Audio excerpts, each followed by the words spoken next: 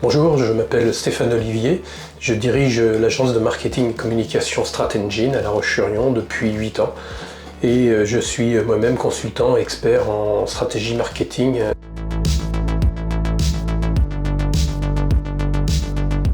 Pour effectuer la rédaction d'un site internet, nous avons besoin d'un certain nombre d'informations marketing, commerciales et concurrentielles. Pour commencer, un site a un objectif.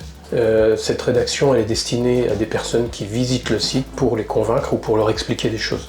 Donc on se met dans la peau de ces personnes-là de manière à bien anticiper le type de réponse qu'ils attendent à travers les pages. Évidemment, il y a l'objectif de chaque page qui est important.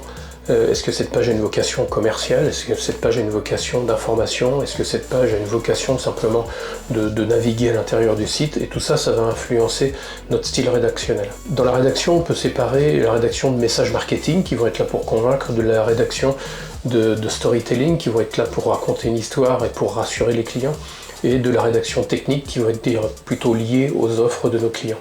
Dans ces trois cas de figure-là, nous faisons une recherche documentaire avec le client lui-même, sur la base des concurrents, sur la base du site existant si c'est une refonte, et évidemment en allant regarder à travers les outils dont nous disposons une recherche sémantique qui permet également de couvrir la totalité des termes qui sont à utiliser pour le client.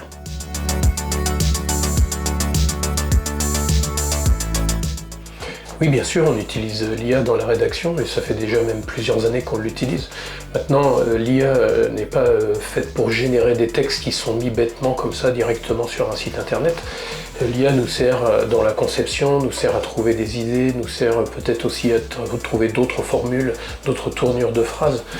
Donc c'est un accélérateur, mais le fond de la rédaction, ça reste un message marketing important et ça ne peut pas être confié à 100% à une intelligence artificielle à l'heure actuelle.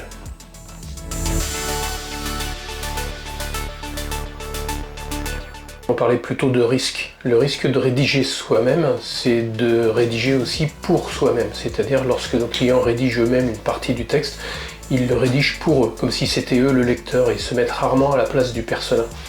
Il y a aussi un risque de vouloir en mettre de trop de détails techniques, trop d'arguments. Donc il faut un regard professionnel sur la rédaction de manière à prendre de la hauteur, à se mettre à la place de l'internaute qui va lire le texte et de ce que l'internaute est venu chercher. Ensuite, il faut faire attention au temps. Si celui qui n'a jamais rédigé ne se rend pas compte de ce que c'est que de s'asseoir devant une feuille blanche en se disant « il faut que je rédige un article de blog, il faut que je rédige une page web ». Donc sur un site internet qui ferait une vingtaine de pages, s'engager dans le fait de rédiger soi-même, c'est s'engager dans le fait de mettre à disposition de l'agence web une personne pour rédiger sur 20 à 30 heures de rédaction par exemple. Le dernier point qui est très important, c'est le référencement naturel. Un certain nombre de ces pages-là seront destinées à rendre le site internet visible sur des requêtes d'internautes. Le référencement naturel n'est pas juste une question de mettre des mots-clés à l'intérieur d'un texte, encore faut-il que ce soit les bons mots-clés. En tout cas ceux qui vont permettre d'avoir le plus grand nombre de visiteurs intéressants sur la page en question. Mais il y a également tout un ensemble d'éléments qui sont parmi les algorithmes Google qui sont à prendre en compte au moment de la rédaction.